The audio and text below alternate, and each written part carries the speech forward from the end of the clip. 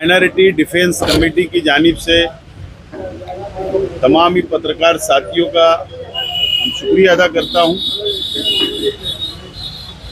दोस्तों, आज minority defence committee की मीटिंग हुई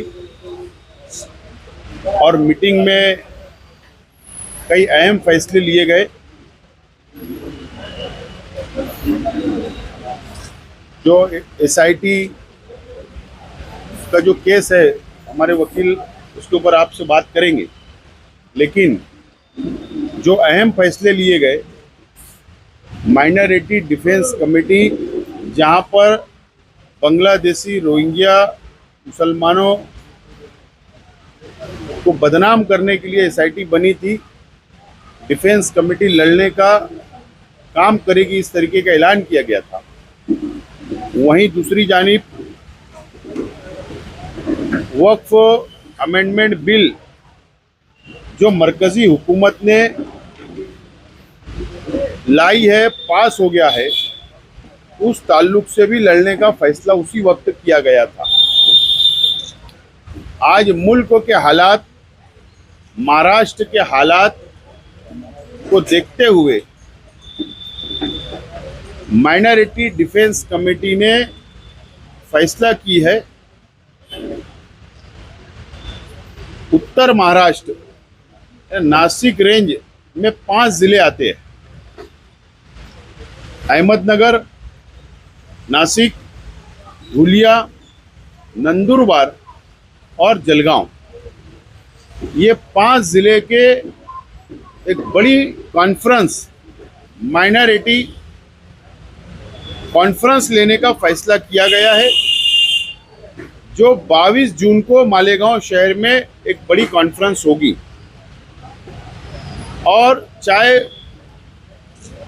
हुकूमत के तरफ से या हुकूमत के अंदर शामिल पार्टियों की तरफ से या फिरका परस्त पार्टियों की तरफ से कभी आज़ान के लाउड स्पीकर का मामला आता है मस्जिद के, या जो वक्फ बोर्ड अमेंडमेंट बिल आया है और जो नीयत खराब है फिरका परस्त तंजीमों की, सरकार की, जो मुसलमानों की वक्फ की गई प्रॉपर्टी के ऊपर जो नीयत खराब है, जो मसाइल हमारे सामने आ सकते हैं, इस ताल्लुक से कॉन्फ्रेंस ली जा रही है। और कॉन्फ्रेंस में लीगल तौर पर, कानूनी तौर पर किस तरीके से मालूमात दी जा सके, एक दूसरे का राब्ता किस तरीके से हो सके, उनके ऊपर कोई मुसीबत आए तो मालेगांव किस तरीके से उनके साथ खड़ा रहे, अगर हमारे पे कोई मुसीबत आए तो वहां के लोग हमारे साथ किस तरीके से खड़े रहे। या आपने देखा कि जलगांव के अंदर भी रोहिंग्या और बांग्लादेशी के नाम पर एफआईआर हुई और अलग अलग शहरों में की जा रही है। और अभी मनमाड़ के अंदर जो एटीएस ने एक मस्जिद के जिम्मेदार जो चंदा जमा कर रहा था, उसके ऊपर एफआईआर की। ऐसे बहुत सारे मसाइल जो आज मुसलमानों के सामने है, इसके लिए एक बड़ी कॉन्फ्रेंस रखने का फैसला हमने आज की मीटिंग में किया है।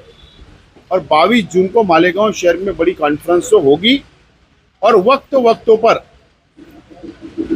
आप लोगों को बुलाकर ब्रीफिंग की जाएगी, मीडिया को मालूमात दी जाएगी। आज सिर्फ जो फैसला हुआ है, आज आपको मालूमात दी जा रही है। शहर की रहनुमाई के साथ साथ महाराष्ट्र की रहनुमाई की अभी हम देख रहे हैं कि मालेगांव के साथ साथ हमारे आसपास के ज़िले में मुसलसल एक माइनॉरिटीज़ को तकलीफ़ देने का काम किया जा रहा है। मनमाड़ का वाक़या आप लोगों के सामने है कि वहाँ एफआईआर हुई। अभी कोई बता रहा था कि पिंपरी चिंचोड़ में भी ऐसा हुआ। मतलब ये है कि आगे भी ये सब चीज़ें होती रहेंगी और हम ये चाहते हैं कि जो कॉन्फ्रेंस ली जा रही है, शुमाली महाराष्ट्र माइनॉरिटीज़ कॉन्फ्रेंस, उसमें सभी लोगों को बुलाया जाए, उनकी लीगल रहनुमाई भी की जाए और दूसरा क्या तरीका हो सकता है बचाव का, वो भी उनको बताया जाए, क्योंकि हम ये भी देख रहे हैं कि नासिक हो या जलगांव हो, मनमाड़ हो, वहाँ पर लोग कोई मदद करने के लिए नहीं आता, कोई ऐसा कमेटी नहीं। जैसे हमने यहाँ एक कमेटी बनाई और वो कमेटी मुसलसल एसआईटी जब से बनी है लोगों की रहनुमाई कर रही है कि लोग अपने कागज पत्तर सही कर ले, लेकिन दूसरे शहरों में ये नहीं होता। लोग डरते हैं, उनका डर और खौफ भी खत्म हो और हम कानून के दायरे में रहकर हमें क्या हक हमको मिला है वो हक पर हम काम काज करें। हम जब ये कमेटी बनाए थे उस वक्त भी हमने 2 सवाल रखा था। वक्फ के सवाल पर हमारा एक पिटीशन सुप्रीम कोर्ट में माइनॉरिटी डिफेंस कमेटी की तरफ से दाखिल है, जिसका नंबर 25/493/2025 है। मगर उसके ही साथ साथ ये भी ज़रूरत हुई कि सुप्रीम कोर्ट में केस चलेगा, फैसला कब आएगा। उम्मीद यही है कि फ़ैसला हमारे हक में आए, मगर मदरसे, मस्जिद, दरगाह, कब्रस्तान, इन सबको अगर तकलीफ़ होने लगी, नोटिसें आने लगी, उस वक्त अगर हम इनके लिए कोई कोशिश करेंगे तो बहुत देर हो जाएंगी। इसलिए पहले से ही इन लोगों को बुलाकर इनके लिए सही रहनुमाई की एक कॉन्फ्रेंस की जाए। और ये कॉन्फ्रेंस जो है 22 जून को जो होने वाली है, एक बहुत बड़ी कॉन्फ्रेंस होगी और इस पर पूरे महाराष्ट्र की नज़र होगी, क्योंकि ये एक ऐसा प्लेटफॉर्म है जो कहीं ना कहीं महाराष्ट्र भर में ये मैसेज देगा कि हमें कानून के साथ, लीगल पॉइंट के साथ लड़ना आता है, लड़ना चाहिए। और हम ये भी कोशिश करेंगे कि लोग अपने अपने शहर में कॉन्फ्रेंस के बाद वो अपने लोगों की रहनुमाई करें, अपने लोगों के लिए कोशिश करें। ऐसा ना हो कि दूसरे शहर में लोग दूसरों को छोड़ दें। इसलिए ये कॉन्फ्रेंस बहुत अहमियत की हामिल है और मालेगांव शहर के लिए भी आगे कोई मुसीबत ना आए, उससे पहले रहनुमाई उनकी भी होना चाहिए। क्योंकि थोड़ी थोड़ी बात पे मालेगांव में ऐसा हो गया कि मामूली गलती को बहुत बड़ी गलती जो है एजेंसियां बताती है।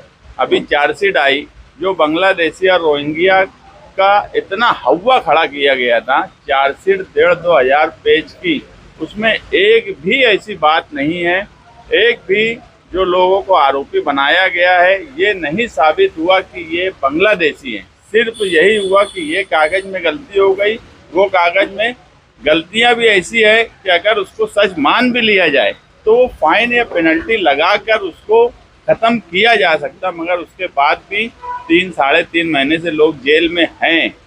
मतलब बोलने का ये है कि मामूली हमारी गलतियों को बड़ा बना दिया जाता है, हवा खड़ा कर दिया जाता है और वो हवे का प्रेशर ऐसा होता है कि तकलीफ बढ़ जाती है। इसलिए पहले से तैयारी करना ज़रूरी है। इसलिए माइनॉरिटी डिफेंस कमेटी ने ये तय किया कि 22 जून को एक बड़ा प्रोग्राम रखकर लोगों की रहनुमाई की जाए।